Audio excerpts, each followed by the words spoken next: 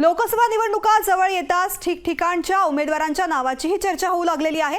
भावना गवळींच्या खासदारकीची सुद्धा चर्चा यवतमाळमध्ये होतीये। त्यांनी केलेली पोस्टरबाजी लक्ष वेधून घेणारी आहे। मेरी झांसी नहीं दूंगी।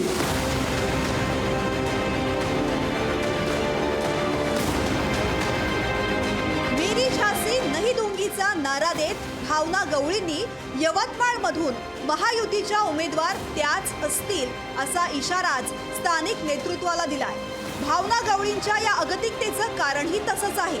काल भावना गवळींनी मोठ्या थाटात पोस्टरबाजी केली।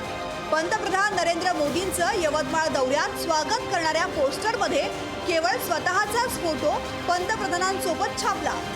भावना गवळींनी मुख्यमंत्री एकनाथ शिंदे, उपमुख्यमंत्री देवेंद्र फडणवीस, अजितदादा यांचे फोटो वगळले। त्यामुळेच की काय भावना गवळींचा फोटोही महायुतीच्या जाहिरातीमधून काढून टाकण्यात आलाय।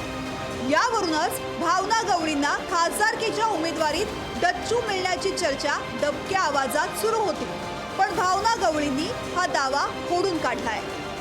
जाहिरात काढली आणि जाहिरातमध्ये फोटो नाही, त्यापेक्षा मोदी साहेबांचा फोटो लागलेला आहे आणि आदरणीय मोदी साहेब येत आहेत, हे माझ्यासाठी सगळ्यात महत्त्वाची आनंदाची बाब आहे असं मी समजते।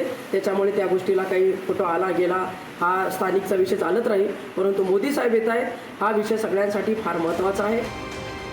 भावना गवळी उमेदवारी आपल्यालाच कशी मिळणार याचे आडाखेही सांगतायत। जे खासदार शिंदेंसोबत गेले होते त्यांना पुन्हा उमेदवारी देण्याचं सांगितलं होतं असाही दावा त्या करतायत। यवतमाळच्या जागेवरती सातत्यानं निवडून येत असल्यामुळे आपलाच क्लेम असल्याचं त्या ठामपणे सांगतात। अर्थातच मी लोकसभेची तयारी करते आहे, कारण काही लोकांनी म्हटलं म्हणून मी त्या ठिकाणी त्याविषयी मागच्या वेळेला बोलली होती, पण माझा लोकसभेवर दावा आहे, मी 5 वेळेला निवडून आलेली खासदार आहे। 13 लोक जे आम्ही आहोत खासदार त्यांचं तिकीट फायनल आहे, त्याच्यावर ते बोलण्याचा काही विषय नाही।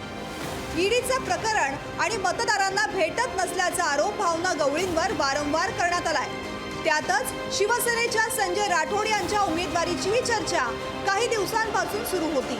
शिवाय राष्ट्रवादीकडून वसंतराव नाईकांची नातसून मोहिनी नाईक यांनीही आपली इच्छा काही दिवसांपूर्वी बोलून दाखवली होती। भाजपही या जागेसाठी आग्रही असल्याचं सांगितलं जात आहे।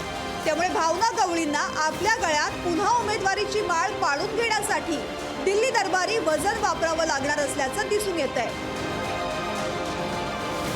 संजय राठोड, लोकशाही मराठी, यवतमाळ। लोकशाही मराठी ऐका, पहा, जागरूक रहा।